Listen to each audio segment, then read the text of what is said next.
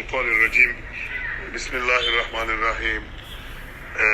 إن الحمد لله نحمده ونستعينه ونستهديه ونعوذ بالله من شرور أنفسنا وسيئات أعمالنا من يهده الله فهو المهتدي ومن يضلل فلا هادي له وأشهد أن لا إله إلا الله وحده لا شريك له وأشهد أن محمدا عبده ورسوله أما بعد عباد الله اعلموا أن أصدق الحديث كتاب الله وخير الهدي هدي محمد صلى الله عليه وسلم وشر الأمور محدثاتها وكل محدثة بدعة وكل بدعة ضلالة أجارنا الله تعالى من البدع آمين. Mari alumena tafsiro continue la suratul an'am na misiro men be fola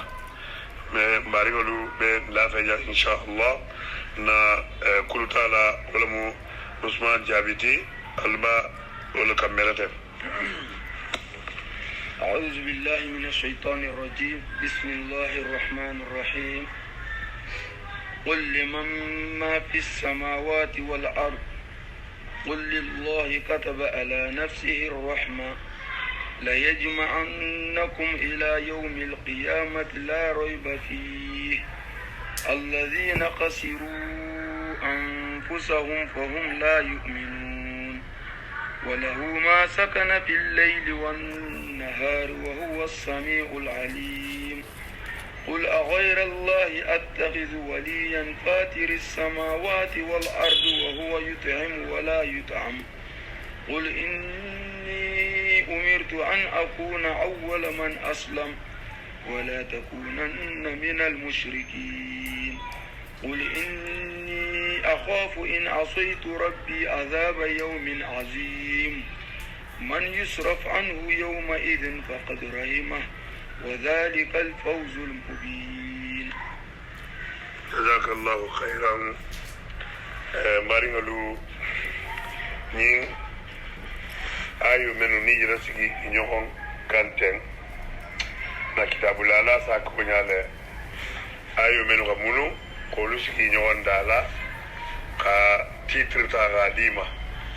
ha titre jo mandi nyima ako Allah huwal khaliqu ar-raziqu halale mu dalilati membe moolu khaljela al-munaimu membe nemala mooluma فيجب الانقياد له كوكا كان بينياتيلين اترلا الانقياد خي فانو كلو خي كرفوتا غادوغا بولا حكيلين يسبا وكوتاكا نيسبا ني نمول بي لا يفهم ايا سابو يمن يسيري نيون كانتي فتنه تتلا الدنيا كونو ريبادو مونتتلا reshu tetalla nyogo pagan tetalla asike nyogo bawo be wulla gal jaga inde nyinin kanwa kha mo pa ala ko atega balu ko e batame donc ni nan tululu ala la nasai ko ma tel general tululu la nyame al salon ko waso khay wasa ko na fa bala yanimbe alam tala bala dinga do tumbe Ali ibn Abi Talib bulu ha be ko la kala jagala ba membe fatani ala la Ali ibn Abi Talib na la muso Fatima bala dinga do tumbe bulla bala dinga mem mu fenta bulla fenta lil bulu bari alhamdulillah e balo bi bulla era Fatima nata aliya ko me ko no ke onata ahajula aliya ko aray ka donto watane ira donto dirham dinar lulu otumo ose sawo sotole sa zong ira donto dirham lulu la ibenta lumma koguludi la sagi wolumo donc o de am lulo aussi là non dia dinar lulo dinar on le tram adat sita ali betala goli makalindula ana muso bentama ko faida ya gulodi bari ngai ma fa tabulla tabe bari ngai no asabla junte kala bal fele bari ngai kala bal fele dun tabulla bela sikri nyame ala ta dum mena la kam mabilu wal be wal wasi talina ta kala bal kan kamma yo tabe ka la wala dan tegola yala kala kumba sita kun eman jawo je gudo la koma agonga gudo dum de ali ko ikenya ta ikharja khela konni muso trambata be amono nga gudo indima eri famuna fan ala wala bula sa ikharja ko bari aso to aramoto eraso to aramoto mais trambe sabari ikharja to kala gudo donc ni ga gudo jibul la wanya haram gudo kala nyagalinde ko lok batar ndere lok halalu le trandi la tegetima ila itirat aswari siren faman sha'a falyu'min wa man sha'a falyakfur eteri bang ko irata limania kan irata ta kafriya kan donc wala atla alungan tenku ala wa fulama famshu fi manakibiha ago alwatama silolu kan dukulolu kan hadire nyini ngala ni tata benga sunya saita pasau ko leke o meke dunya fen kam o seke alikama fen la kam wa fi dhalika falyatanafasul mutanafisun aluki buri kay buri fen ko abe fola alikama nyini ngala mais dunya ni ngi si tamale ni ri tamale ma sunya wata fa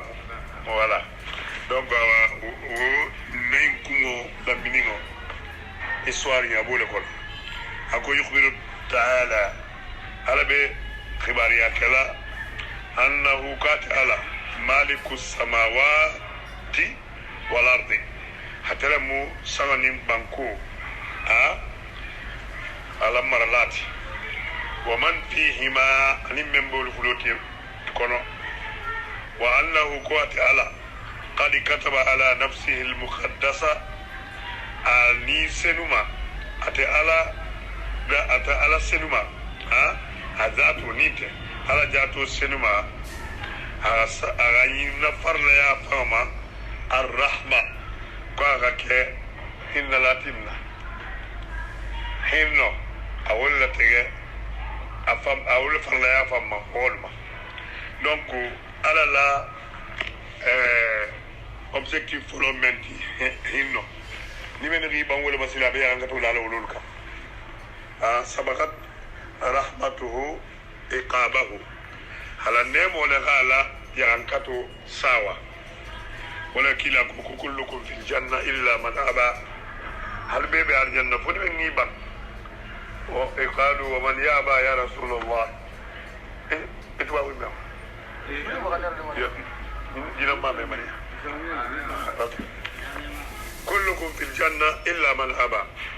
قال بيبي الجنة فوني من يبا قالوا من يأبى يكوكو جون سيبا قالوا الجنة قال من تبعني دخل الجنة ومن عصاني فقد أبى نمن بلتنا سندوكو nga men baro men dal bulal o ke ite be dunar janna le ni men barangi ba wala ita sigol ma fara wala riba wala ibban na aljanna wala yalla usoni anta wala an abi hurairah radiyallahu kama thabata fi as-sahihaini ikasaba bukhari ni muslim ko yamen an abi hurairah radiyallahu anhu qala ko inta tabi hurairah qala an-nabi sallallahu alaihi wasallam ukilako إن الله قال لما خلق الخلق ومن غدا ذلك الغدا كتب كتابا الكتاب سفر عنده ويا فوق العرش لا رزق كان موسى إماجه وإن رحمتي تغلب غضبي أبيك لا نمنا من أبيك إن رحمتي أكون نيمو taghlubu ghadabi asenindi na dimingala na henno alma wala sembo gabum ala dimingati no nin dimingana ta hinno se diminga gosi voilà wa qawluhu ala lafu la yajma'annakum ila yawmil qiyamati la rayba fihi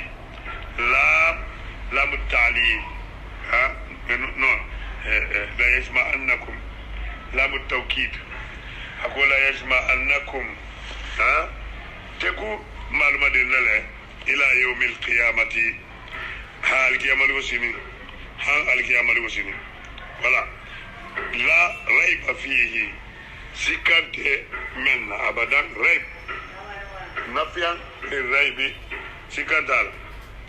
هذه اللام هي الموطئة للقسم هذا يتكو كالروكا أتربي كالوكا فالقسم بنفسه الكريمة فأقسم بنفسه الكريمة على كلي أفعل لا يجمعن عباده دوني توكيد بيجي كالو بيجي أبي حرف النصب فنانتي أقول لا يجمعن عباده أبالا جمال مدينة له إلى ميقات يوم معلوم عندنا آيات سورة mais القرآن aussi يقوم فسري بعد القرآن سبله فسر تفسير القرآن بالقرآن القرآن آية على فسر آية كتلا يا تفسير القرآن بالقرآن كاتل القرآن ده متقال بان بفسر القرآن آية كتلا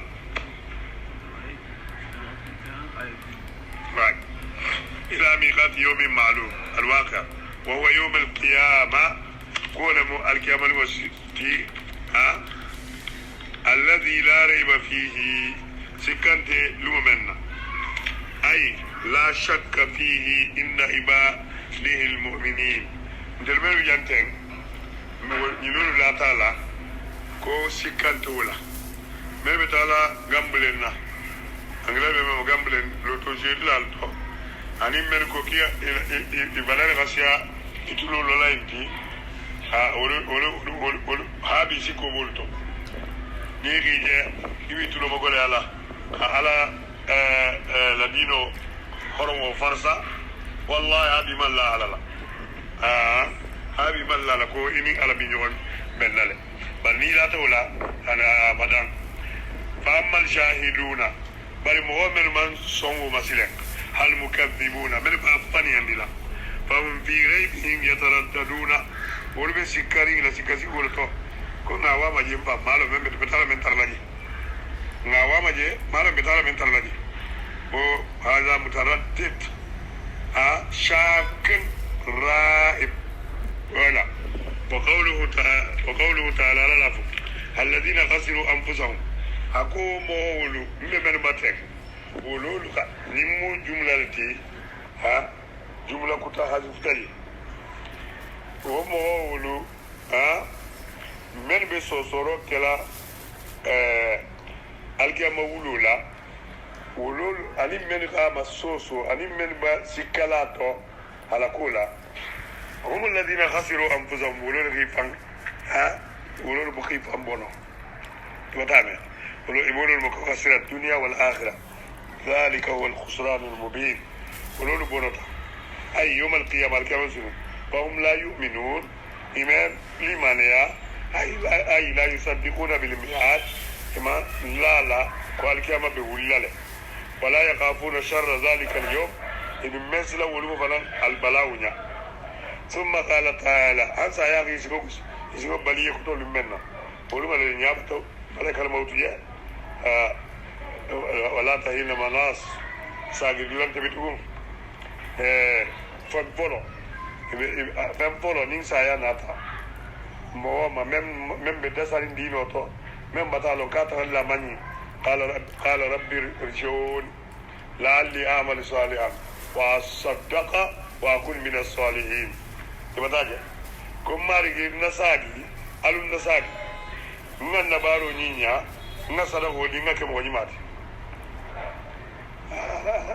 على كوكو بل هو كلمة بل هو كلمة وقائلها من ورائهم حجاب هو حكم فولا أنا تقول تيما برجع هو اللي جتام من النيتة توم يكوني avion be 400 mile vitesse ma do fana be 400 mile vitesse ma do be mile kilima do be mile ga yidi be village kilina ma yala woni to sili nyoma awa atimu nyale abetala al yana ma anda to be ala sadi dunia ma ibe do be vitesse kilima na do be nyaka ala woni to ma soto voilà وله ما سكن في الليل والنهار فبب نا أبوت سوتو أنين تلوتو فبب سبت تولتو وبي على لبول أي كل دابة في السماوات والأرض فبب الدابة الشيء الذي يدب فوق الأرض فبب سيلا مغا دغو كان سابو مدابة مباتو دارفين الباتو تيمينو الباتو بينغا بون سابيرا تيمينو الباتو يلم mo ni haraka bala amma bala dugula mo wala daba wala agoko wala anta aljami'u ibaduhu kul bima la jumlat wa khalquhu ubimu ala la dalulat wa tahta qahrihi ubimu ala la mutule kono wa tasarrufihi amin ala aba kuhi la tamanyame قيل تامويا وتدبيره والبيفر أن نقول كسبه ما نينا كان عند سطو نيمة جنبي نينا كان كته يرفيتو يندرا كان جلو مانغو يندرا كان غفيرو لبو مانغو يندرا كان غني كرو يندرا كان غدي بلاصة نوتومي دوغاس كلا تكا مغابوان وتومي جمع وبيبي على نبول لا إله إلا هو من سنته من باتوسي مو منافان fo ala man sante men sabatu fo ala wonta kumati jelangal be batula fenga be batula même batu se mo munafan abatu balia si toro fo ala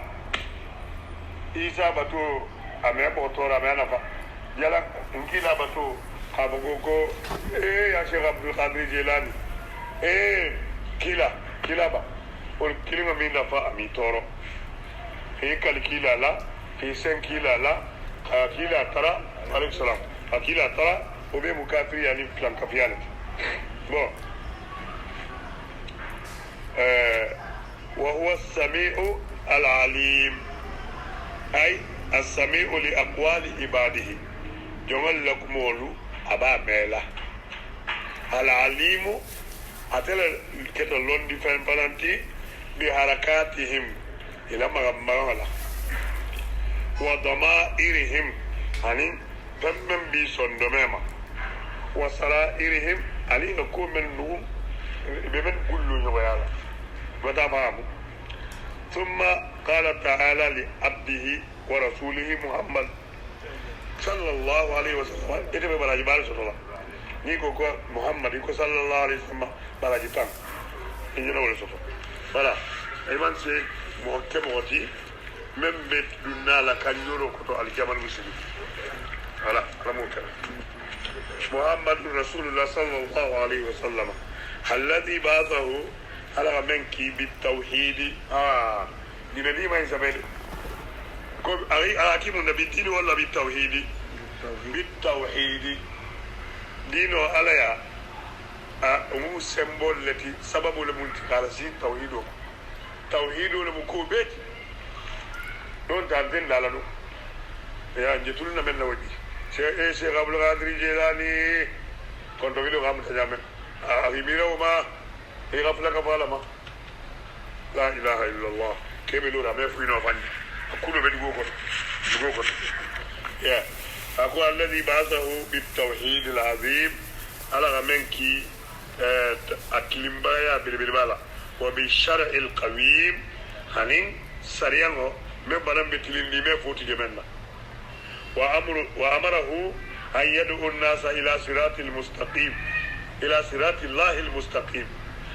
كله كمان قد مول كلي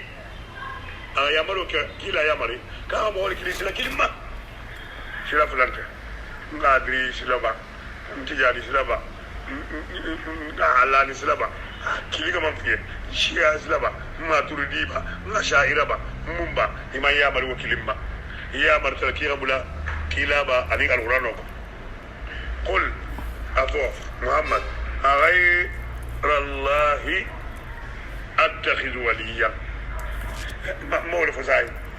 غير الله يفهمني على التنو أتخذ من متكلا مما وليا بيسنيولا الولي جون منتي نيم كنت في لنا تبي لبلا مم نيم دي بارلو بيلا دنيا لولا من نيم تنبن ناتا يعني نيم كنت في لنا تجسفرنا ناتا تنبن ناتا من كان إيراي لبلا مولى على دورنت ni haju bila wa haju jaro nyingo alam itata murigana ya ila salome mutakunya etili binani moro membe kun ko orera ina itata ya tili binani ila salome muta bidalil akil bidalil moro muarraflet moro me bala yamba ila kullu saafala mori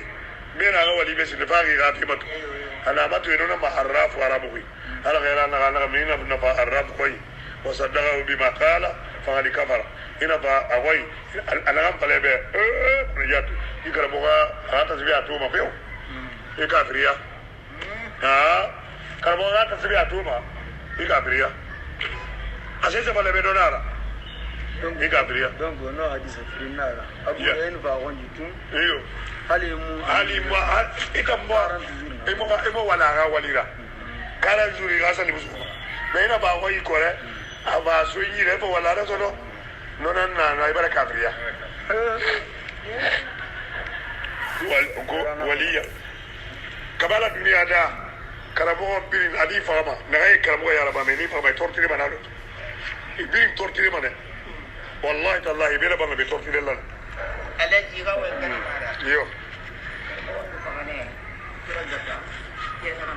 jaga mane naga mane abin ga mane no ala take kala bon dina yibe be fatemu e tortire yeseni nakulu waliyan fatiras wallahi 24 heures sur 24 heures 24 tirama ini yeka sa 24 heures ma fatika pe yeseni ولي ولي فاطر السماوات والارض ها الا ولي انا ميغا ولي انا ميغا ولي ala nonon di mantiri be ami di la ila tanan di wali ai ira wali anga bi ala nanna me ala ga wali no won de bi tani do nana me mu gumu ndu na ga ira ba ala be elu ala be ibu bari mi ga haram ira mu khatimi bombo mi yo khatimi bombo wali mara sasa ayi ne ga shita endo ga shita ya nanna wali endo ga shita ya nanna nanna khatibura shamsul ma'arif al-kubra shamsul ma'arif al-kubra shamsu shayatin al-kubra shamsu shayatin al-kubra shaitan fenan tumalanga alu dalailu sharrat wala dalailu ashrar dalailu sharrat wala fatir samawati wal ard ka qawlihi no dalailu khairat wala dalailu sharrat afaghi shururu danna wumbe قل أفغير الله أفو ميروا ألا تنو تأمروني ألا غفوية ألا النبي القرآن آية بغل سنة أو قل أفغير الله أفو مني ألا تنو ولا تعطيك كيلا تبا ولا تعطيك موسى تبا ولا تعطيك إبراهيم تبا ولا تعطيك عيسى تبا ولا تعطيك لكرم تبا ولا تعطيك ولي تبا akwa fo bene ala tano fen dunya ko di ala te tamuruni albi ya mala abul ko mo bat ha ayyuha shahilun atan jahilun kurso ben ta ti lo kabulu ba mbaba serun na to la kaitin tembulla nga hajo fay imajan amanjara samme benari nim ako ni nyana nimman kayto soto ni ngajo manjara mena jam bitu wajaro batino wanya kujana batu bi sengala an-nadru yastahiqu lillahi ta'ala faqat wala wal mana alimu hobe fanantata hata yiri fito tanga borondo ko ila kebadu tamidla la joti ko ni wo fenge kase bara ko dole la e fulanta fo yiri batla itata ke ko mali la dole nda to ko la itata yiro borondo ji abe ni ala de yiro be la wura ni ga borondo bana ande lili mo nya da resannale abe ni ala ti musole guru kala ga dibulla dunia dila be bidia mo do ta musululla wala ya musulu be torli bulla parce que muso ni anno ta soneata ha muso mutandi isunna mo na ta sata kan jailu na to bana sata hata iro borondo ha be borondala ikurata wala ga iro kuntul kanul bana makat la ilaha illa billah tallahi wala shirku gan sembo gabum اللات والمنات ومنات الثالثة الأخرى بس اللات ومنات الثالثة الأخرى موبال المولد ما يندو يرو دمار رونا مين والمعنى وقدر لا أتخذ وليا كنت موانا فانا بسكرين دور مان لا بين على بندا كندلا على كيس بسكرين إما تاغا برو جولا فيها برو بلاكون نمودو تاتا أبنا تسيتلا atara ga burjudilla sembo bala ko mo ibe lorin dala ko ba bodo bula kes ko na dunga buru ko no billahi ari kufu kila utuma abandu sunnot ari kufu ko ni kemiti bula ko ya ko ala nyini ko fu nga bodo bula aro jara setan nyini ta balo daga da sila fa sa di de tafsiri no tafsirin te ta momenti allora nya sifo moy إذا لسغلا بتم لا فوقن جميع لا نبي دول لينا ولا والمعنى لا أتخذ عثمان كمان كلامنا هابي نيولك no ما بي على بواي على بواي كان والمعنى نيجي بقول تبين لا ملا أوكي أقول المعنى أكو لا أتخذ وليا كما بيسنونين إلا الله فعلا وحده ولين تمنا فعلا على ولي بعلى لا على جوني مالول بالا وليد انت على المون ان وليد يوم نشوف لمنا وهذا وكيل لا شريك له ما هل كلا لا فإن ولا نبي تنينا وتابعكم بنتا فإنه على فاطر السماوات والأرض أتلم السماء نبغولا فلولات أي خالقهما أتلغيتا ومبدعهما أتلغينا فلو بس فاطر إيجاد الشيء من لا شيء أتلم لا أبو بنت ولا بوش كبابو بيفن كفاها بمادته على ساتابو أما بمادته على غير مثال سبقا مثال ما نيبي بغير لولا تنساي سلطو بين لولا أغاسفا دولي ماروكو وبي أغاسفا دولي تلادو كالا كتنكولي أو على تاونت مثال تيجي سنات نغات أكو ناتو وهو أو علي نميتنا ني أكو وهو على يطعم بالكسرة يطعم اسمه فاعل وهو يطعم أتلس مهول داجني ولا يطعم أتبع داجني اسم مفعول ولا يطعم أي وهو الرازق لخلقه أتلب جمل خرج العلا من غير احتياج إليهم ينتبه الله كما قال تعالى يقول على فنيا من سورة كتاكونا ولا بكير سورة الزاريات تي يبقى جنس كلام يامي آية بلوني ورا أو ما خلقت الجن كم جنو دا والإنس أني آدم نقولوا إلا أداة استثناء ناكو كم جنو دا فو آدم نقولوا amanna illati kotometala kumola ako ma khalaqtul jinna wal insa illa liya'buduni man jinnoni adamo tato ma fonte albatu alaya wa qara ba'dhum haula idolu karanta jam wa huwa yut'im wala yat'am ay la ya'kul jang do atele se bo tayini mo ba dayini ya atele se bo tayini ateme du burke ni koko la yat'am ateme du burke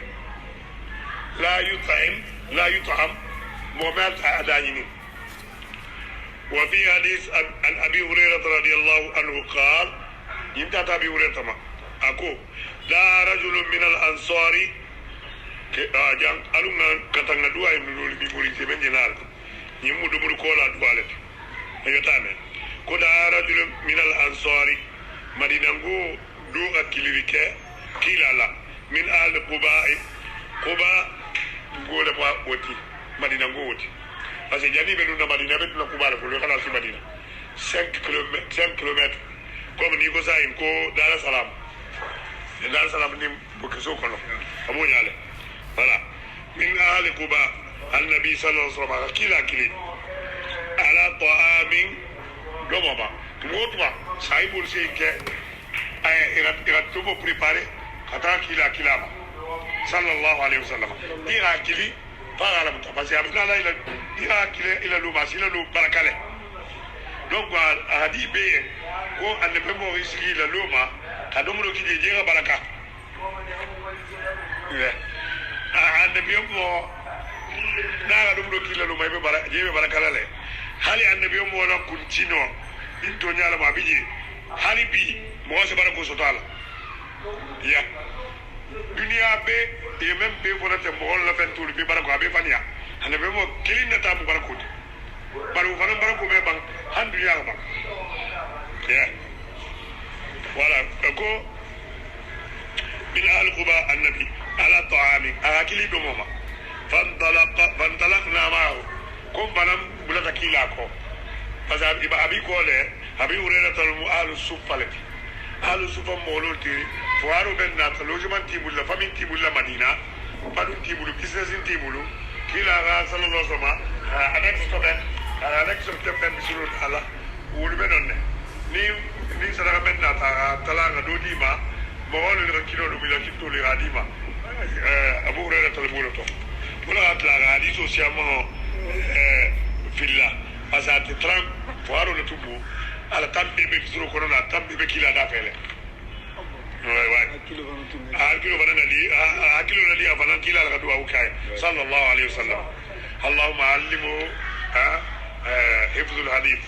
اوكي ارزقه في حفظ الحديث كلا دوا حديث تانغولا فلما صائم النبي صلى الله عليه وسلم كبي كلا لبروك وغسل يديه ابولوكو اتغو اكونيوكو صلى الله عليه وسلم قال هو دبر كولا دوا بالجناري اللهم قال الحمد لله الذي تنتوب منسويا يطعمه من سمول دانيني ولا يطعم أمي دانيني أمنا آيو بيا كلا آيو بيا parce que kila la musalla no soma alwana fasallat iko kima kindi kila la hadiso kuinte dinoko wamanna alina kila natana him ala qala ahinatana fahadana rankanda wa at'amana agandani dubur kola adole minti وسقانا أغنم في الشراب من دفنا وكسانا من العري أغم ستغمبو بلا مكولنياتو وكل بلاء حسن أغنى كسي البلاء فرنبيما أبلانا أغاكني هيرو بأغاكني الحمد لله تنتوب عليه غير موضعين ربي غير مودع ربي ندين على تلاتي ولا مكافأ مثلا ولا مكفور ما أفسر ولا مستغنى عنه ما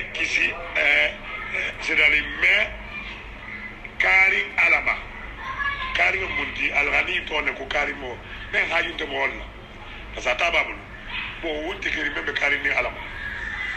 abadan fo trompe wala ko ka rameni ko est que halu kilin ala ibata ala talalu me ou bien il a ju bata bula ala ma ko meba ko impose kono gande ala manke wala ta mala malubi voilà alhamdulillah alladhi habi kila binala alhamdulillah alladhi atamana min at-ta'ami tanto be ala men nan dajini kalon bodo moto wa sagana min ash-sharabi aganna min kabon min bitato wa kasana min al-ari amerika tagdama hadana min ad-dalali han kan da fana kabbo filoto wa bassarana min al-ama hakila anin dino keso itanna aba filoto wa anin ubien agan jeri ken agan ke jeri fenti kambo binginte ato wase binginte afularam hakilo la binginte ama ala moti nyala binginte ama ala moti yodaya wa faddalana ala kathir min khalqi min ala kathir mimman khalaqa tafdila hanna fi samantiya ala dalika siamanti fi samantiya siamanda ni so wolu ko be jigri esi mutayri kan la tege mais mo mutawanya kan la tege wanya de fo illa bi sultani kwani nyomo dinyere ndiga sena sa insan kan murul la nya ko nyama abi inyongi aga mo so haga jolo ama amila maga fo be mu la gadi karamna bani adama wala abule kono voilà alhamdulillah rabbil alamin hada duwa bantanon ne qul inni ala fusilem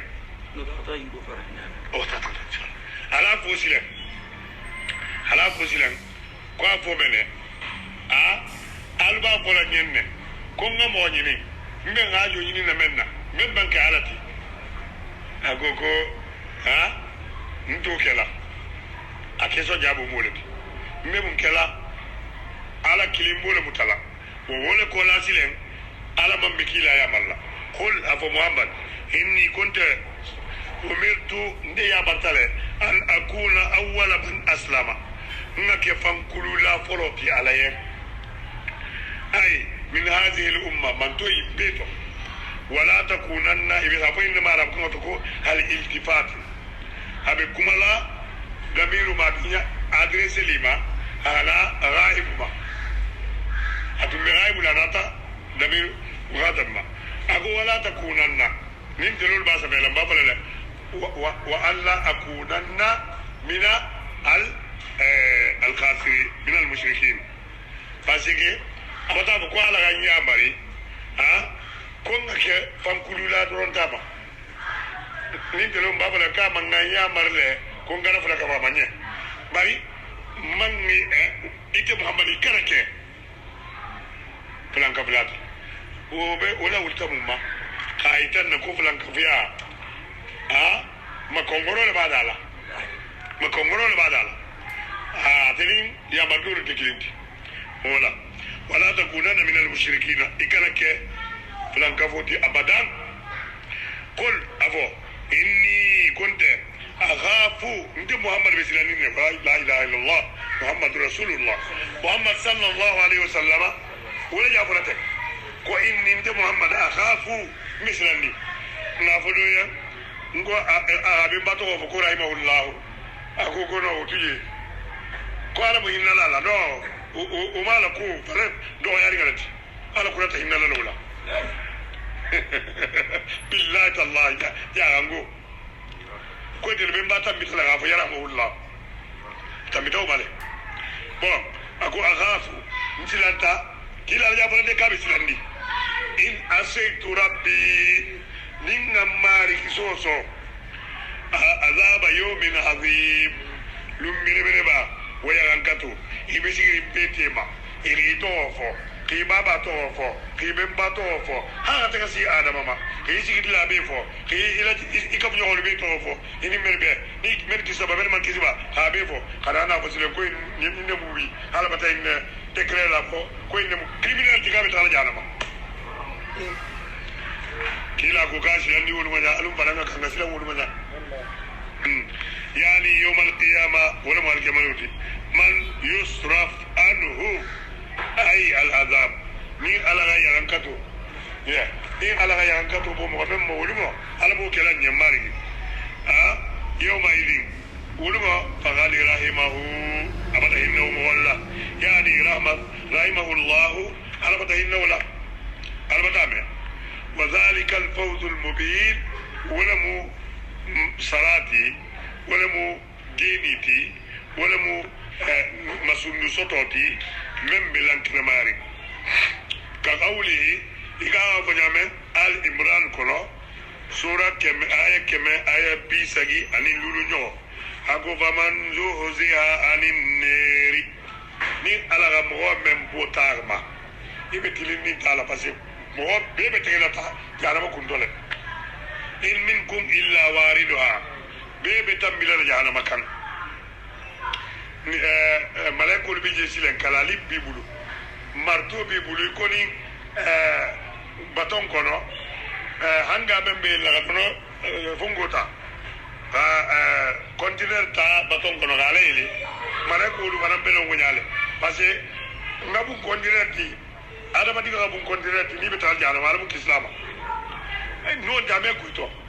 donc anga wodul benala ni ala ko kante criminel do na takam kap awom ta ala joro ni kono membe tambila ala saatu watambi malakul ko tambi iratu watambi ala mum be wolu ala mum tambi wolu wa udkhil al jannata atigolu tal janna fa khalifaza ko bata gagné ala mum kelo mo honti voilà donc bi wal fawzu ibebe gagné husulu ribah ayra julayake ira tonosoto wa nafil khasara imam perdi donc ni ko mo wayam ko abata gagné aljanna wala joti aljanna da mo albatu la tagama janaba yankatu albata kizuma fawzu mulet donc mele na jalne parce que na paragraphe be jani ko ngado damta na leer fa la ndum batasi ala mbe ala tara alamu kandala alamu na ngela alquran dum kiti alqiyama ani dunya alqiyama اللهم اهدنا فيمن هديت